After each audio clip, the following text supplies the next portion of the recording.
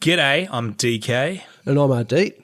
Thanks for joining us for this week's Two Ticks Town Talk, a segment from the Australia Talks podcast.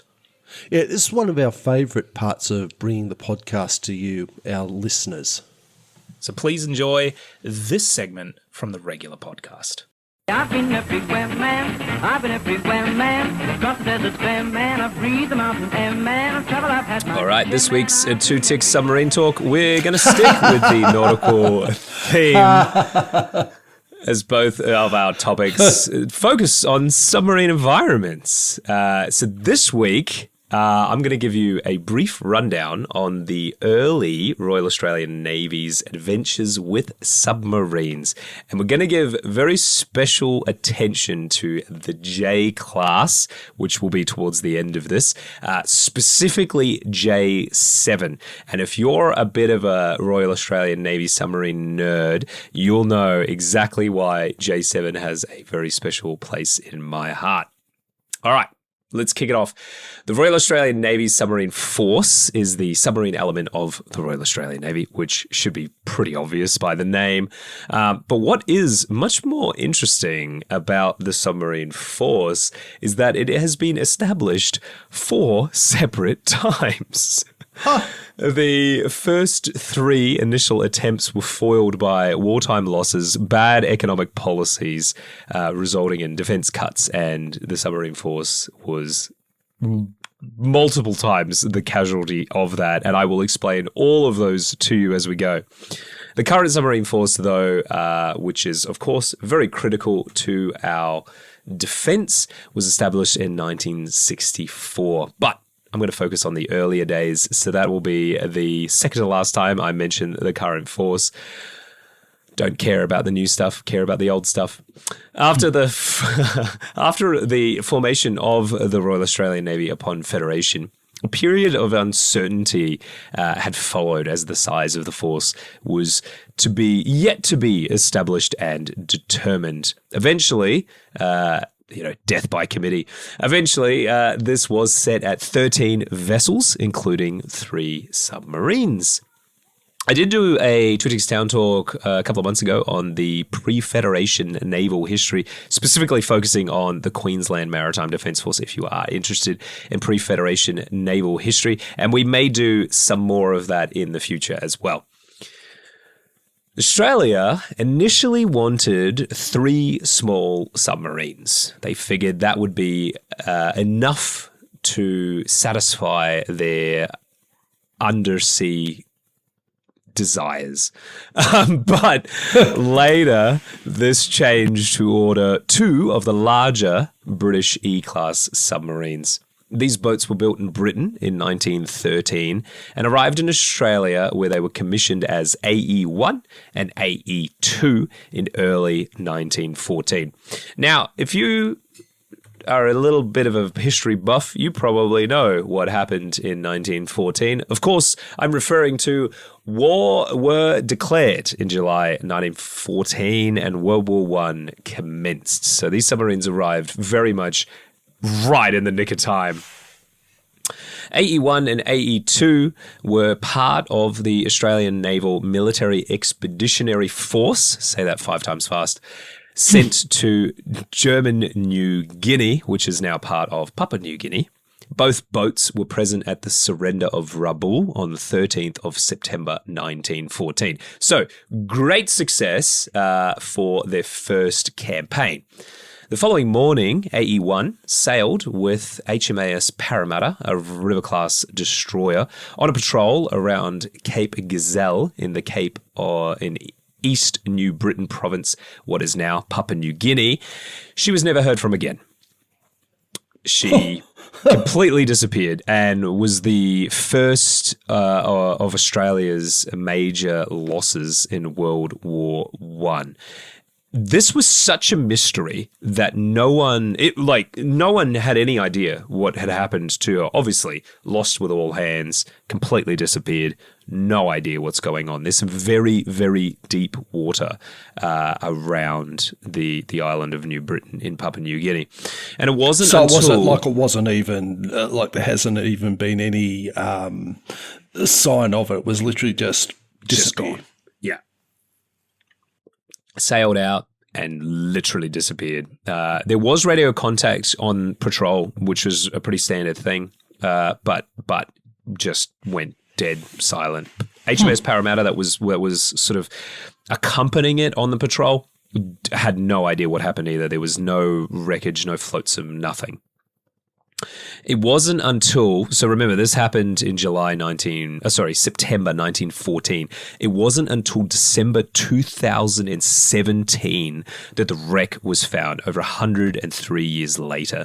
Oh. The investigation was headed by the National Maritime Museum, and they concluded that a ventilation valve was left open because, of course, you got to remember, the submarines in this time didn't have air conditioning. It basically wasn't a thing, and of course, you can imagine how hot it would be in these vessels in the tropics. So what they suspect had happened was a ventilation valve had been left open or had some sort of mechanical failure as she dived, and this caused flooding in the engine room, and of course, subsequently lost power, control, and sank to an unrecoverable depth and was lost with all hands and essentially imploded because of the pressure. So terrifying. Literally have nightmares about things like that. So no, thank you. I'm not a submariner. AE2 had a I like the sun too much, thanks. AE2 had a much better fate though.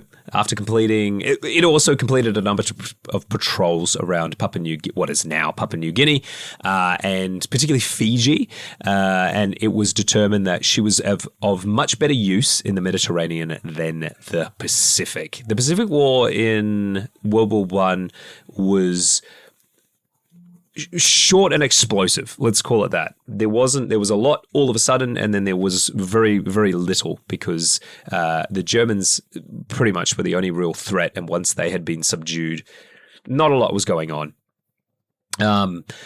AE2 was assigned, basically determined that she was a better use in the Mediterranean, and she was assigned to the Dardanelles campaign. Of course, we know that here in Australia as the Gallipoli campaign. She was the first Entente submarine to penetrate the Dardanelles defenses, and she was literally ordered to run amok inside the Sea of Marmara. Run amok was literally her order. Unfortunately, while stealth may have been her strong suit, gunnery was not. She spent 5 days in the Sea of Marmara attempting to torpedo Ottoman shipping, and she completely failed to hit anything at all. Eventually, she was found because she had to surface. Battery technology was pretty ordinary, as you can imagine, back then.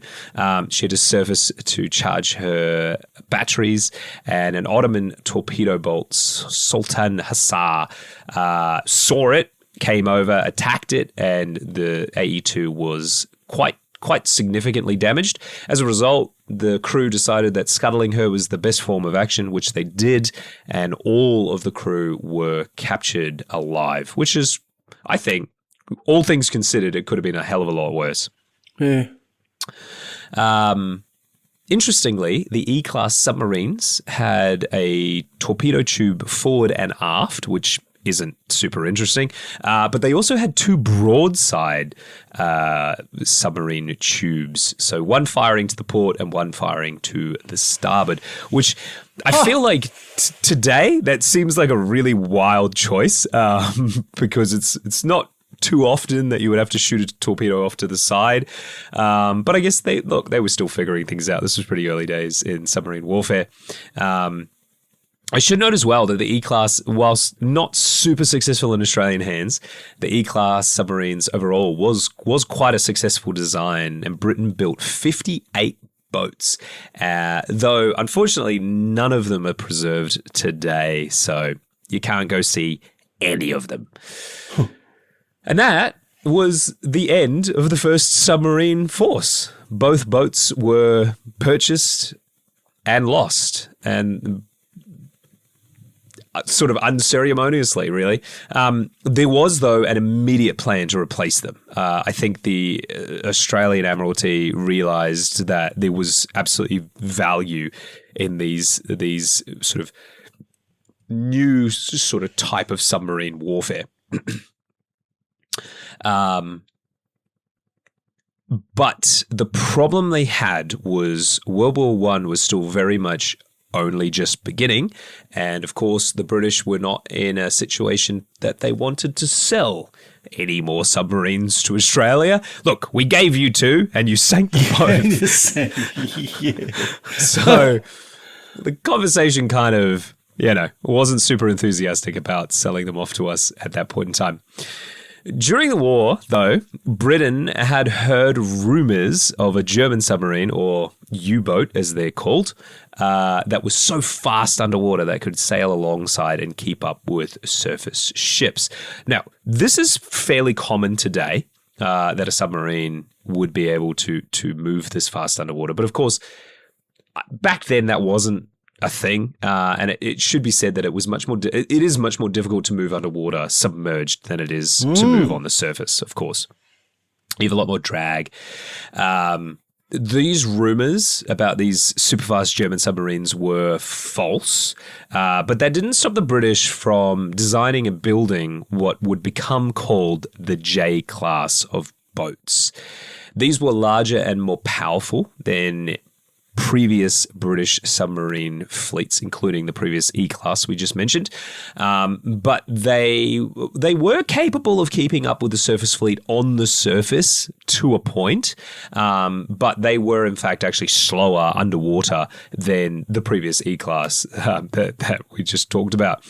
But they were significantly larger, and like I said, they were faster on the surface as well. The J-class, just to put it in perspective, the new J-class were 274 feet or 84 meters long, while the previously mentioned E-class were 178 feet or 54 meters long. So these were like a third longer than the previous class of boats, which is pretty significant.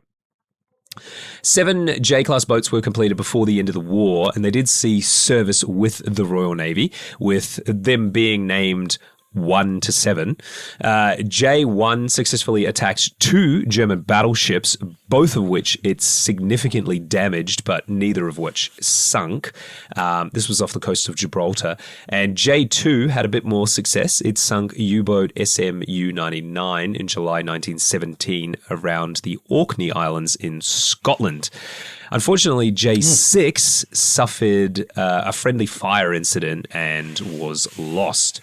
So there's 7 boats, but there's actually 6, if that makes sense. Right. There's 6 left, I should say. In 1916, the manager of the Cockatoo Island dockyards in Sydney sent a party of 10 to study submarine construction in Britain. They were keen for more submarines. The party didn't return until 1918. So this was quite serious. Further searches for a replacement design were made, but before any real progress could be advanced, the prospect of a gift from the Royal Navy became apparent. Because at the end of the war, the Royal Navy looked to consolidate its large wartime construction program by retiring some of the older ships or ships that were armed with 18-inch torpedoes in favor of the units, the L-class and H-class coastal submarines, which were armed with the new 21-inch torpedoes. Thus, streamlining your armament outside of war is a smart move.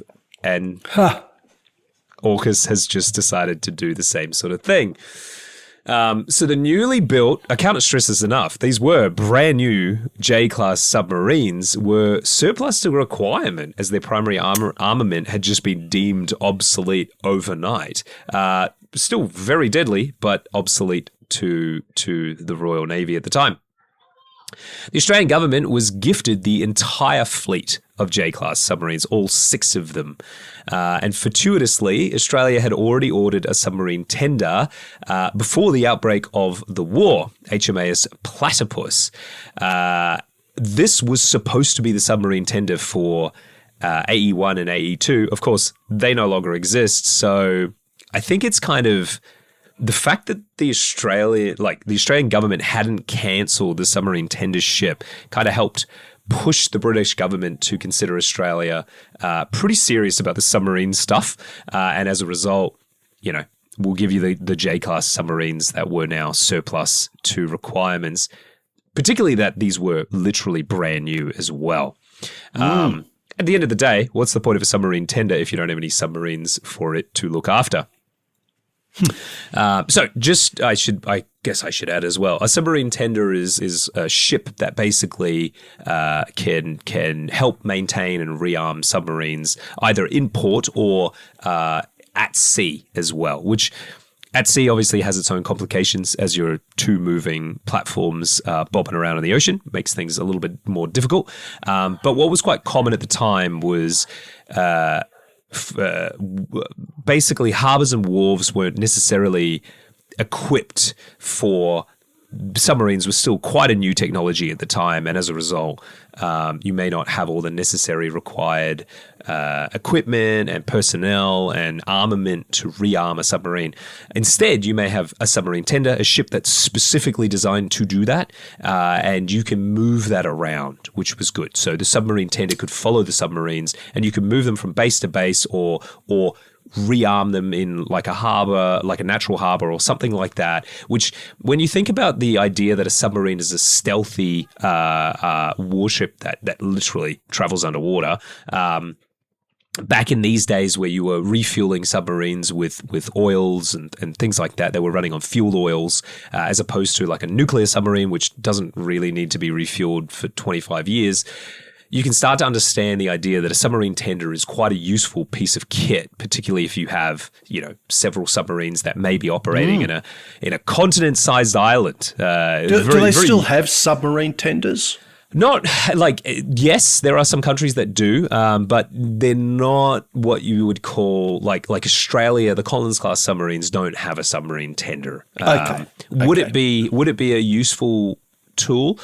Possibly, and you definitely can replenish a submarine at sea with other vessels, but we don't have, the Royal Australian Navy doesn't have a dedicated submarine tender like HMAS Platypus was at the time. That was its only purpose, was for that.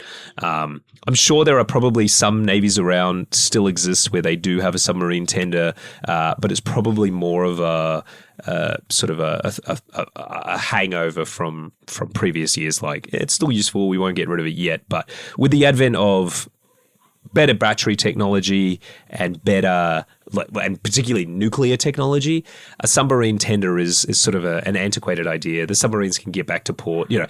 For example, a nuclear submarine, other than ammunition, the restriction is how much food can you carry, because the submarine's not going to run out of fuel. It can go around the whole world underwater. It's not a problem. So, all right. So the 6 submarines and HMAS Platypus left Britain on the 8th of April 1919. They sailed via Gibraltar, Malta, Suez, Ardennes, Colombo, Singapore, Thursday Island, Moreton Bay, and then they arrived in Sydney on the 15th of July 1919. So quite a journey. On arrival, the need for a program of deep maintenance and battery replacement became quite urgent, given the arduous wartime service, limited maintenance during the war, and breakdowns experienced on the voyage over. Because again, remember, these were new, but we're talking like 1918 technology. Yeah. Short-term repairs were made to all of the boats in 1990 to make sure that they were seaworthy and were in a somewhat usable state. But J3 and J7 entered a deep refit in early 1920. And this was going to last more than a year, while the other 4 boats completed a program of peacetime exercises, cruises, and port visits from their new base in Geelong, Victoria. But it wasn't all smooth sailing. In March 1921, it was calculated the cost of refit had reached £73,500 just for J3 and 110,861 pounds for J7. The Admiralty had previously advised that the annual operating costs for these boats would be £28,300 each. So J7 just absolutely blew the budget in its refit. Ouch. And the heavy expenditure on the submarines, poor material condition of the fleet, and a general cutbacks in naval expenditure in the wake of the war made it clear by mid-1921, basically as soon as that report was released, that the flotilla would have to be reduced to reserve status. So reserve status in this context means we're not really going to use them much anymore, but we're going to maintain them. We'll keep them in operational capacity, but we're not super keen to, like, we're sort of, we're not getting rid of them yet. Sense. Yeah. Yeah, but we'll see. This is the step before decommissioning, right? So things weren't looking good for our little flotilla of submarines. And by 1922, the government informed the Royal Australian Navy that a further £500,000 cut to the naval estimates was going to be made, leaving the Naval Board with pretty much no option other than to completely lay up the boats, all 6 of them. There were a number of proposals to run a small cadre force at minimal expense with particularly J7, the boat that was in the best condition as it came out of refit. But these proposals weren't really taken up. I think the Naval Board had kind of decided that we're just going to scrap these. Almost all of the boats needed what I would call fairly significant maintenance by this point. The battery technology at the time was a really big limiting factor, and they continuously would have to keep replacing these batteries as they sort of burned out. All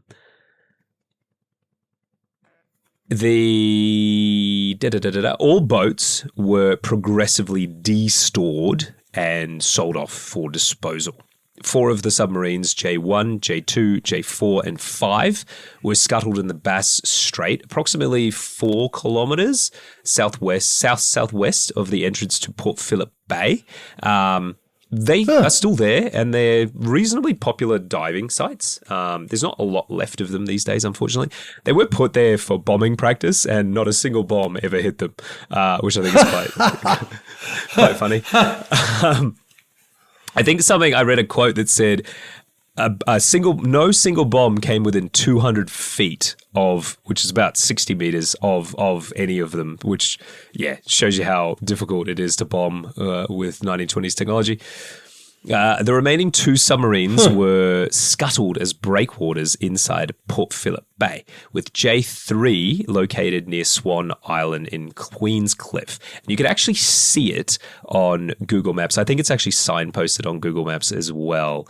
And there's quite a few good photos of it over the years just sitting there. But J7 was the last to go, and she would not go quietly into that good night. There were more proposals of recommissioning her for training specifically, and she was used routinely, her engines, I should say, were used routinely to provide electrical power to the Flinders Naval Depot. Unfortunately, the decision to scrap J7 came on the 16th of January, 1924, even though it was in still fairly good condition after being laid up after her refit. Because again, she really had only just been refitted and then immediately laid up. She hadn't really had much use at all after her refit, which now that I think about it was kind of a waste of money. Anyway, she was described as the last survivor of an obsolete class, and she was eventually disposed of in 1929 when she was sold off to Morris and Watts Machinery Merchants, who dismantled her. They took her engines, which were used, I believe one of them was used into the 1970s to provide electrical power at a machinery workshop, which is pretty incredible. Wow. But they dismantled her and they sold the rest of her to the Ports and Harbour Department of Melbourne, who decided that she would be sunk as a breakwater at the Sandringham Yacht Club in August 1930. The Sandringham Yacht Club wanted a breakwater. So this is a yacht club in Port Phillip Bay, and they wanted a breakwater for their little yacht club, and they tried to get a number of surplus vessels, but were unsuccessful. However, they did get the J7, and for fun, she is still there today. So today, the Sandringham Yacht Club is surrounded by a rock wall breakwater, and which just ironically made J7 once again obsolete, this time as a breakwater. But she remains at her duty in the middle of the marina today. You'll find what remains of J7. She's very visible, very much, and actually completely accessible from the wharf. You could step off the pontoon wharf onto her, well, what's left of her. I wouldn't recommend. You probably die of tinnitus immediately. She is tinnitus or tetanus. Sorry, tetanus. Yeah, you might get both. The waves make a real sort of like buzzing sound in your ear. You might get both. Who knows? Yeah. The ghost of J7 will give you tinnitus. Yeah. She, as I said, she's very much visible and accessible from the wharf. They literally built the marina around the hull of J7 as she was too difficult and costly to remove. And now she's become a bit of a beloved feature of the Melbourne Marina, and the sailors there, I've heard, have a bit of a soft spot for her. I did try and find out if we could get public access to go and view her. The marina is private property, and as far as I could see, there isn't sort of free public access. But if you are a diehard fan and you ask nicely, I'm sure that they would be happy. You know, don't pick a day when they're quiet, not like a sailing day or something like that. I'm sure that they would let you walk out into the marina to have a look at it. It's if you go to have a look at their, I've included all of this in the show notes, but if you have a look on Google Maps and of course on their website, you can see the pictures of her. And I particularly like the Google Maps view because it's quite frustratingly in a position that I think would be quite annoying to have to deal with because it's in the middle of the marina. It's a very nice marina, and then there's just this bang, and it's almost 100 meters long. It's not a small wreck, so it's quite interesting. So that was the death of the submarine service a second time, with the J-class being decommissioned in the early 1920s. The Royal Australian Navy was once again left without a submarine fleet, this time a submarine fleet that didn't have any operational use. And unfortunately, that theme is going to continue because they tried a third time in 1927. It didn't take them long until they were like, yep, we're going to do it again. They purchased 2 British O-class submarines, HMAS Oxley and HMAS Otway. Unfortunately, very quickly, it became apparent that Australia really could not afford to keep these 2 submarines, and they were transferred back to the Royal Navy in 1931. And this left Australia without a submarine fleet in World War II. We did not have a Royal Australian Navy submarine fleet in World War II. But we did host a lot of submarines in Fremantle and Brisbane. These, of course, were Allied submarines. And Fremantle became the second largest submarine base, only second to Pearl Harbor in World War II. Over 160 Allied submarines were hosted in Australia during the war.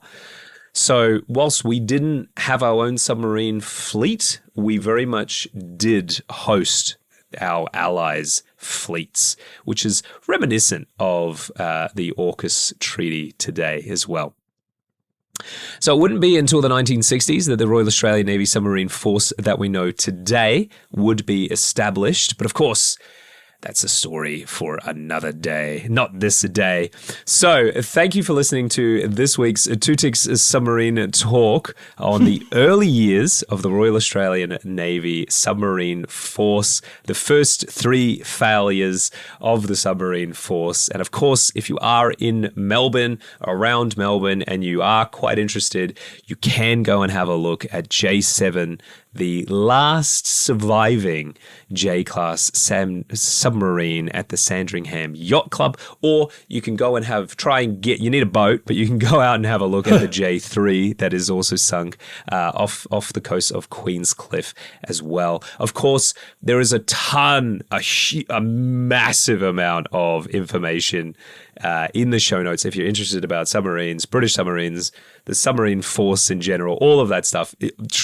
Trust me, I've spent days on this. You are not going to run out of information to read. Have a look at the show notes. It's very fascinating, but it's a massive rabbit hole. I warn you, if you think, oh, that might be interesting, be prepared because you're going to go down a rabbit hole. It's fascinating.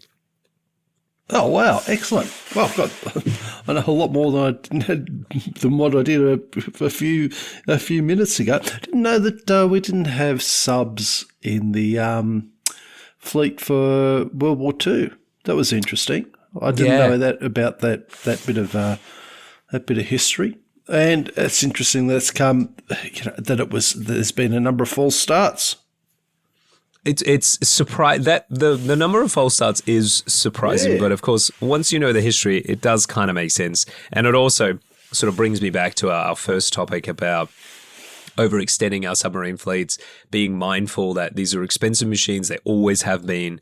They are not a luxury, but there's a lot of navies don't have submarines because they're expensive. They're complex. They're technically complex in terms of the personnel you need to train to maintain them and so on and so forth. So, they are. It's not what you'd start with, right? If you're the designer of a brand new country's naval forces, don't start with submarines. It's terrible waste of money, as we've seen. So one thing I do love that kind of I feel like comes through in that story is, once again, Australia, we're more ambitious than we probably have any right to be. But it's not going to stop us. It's never stopped us before. Yeah, very good. Oh, very interesting.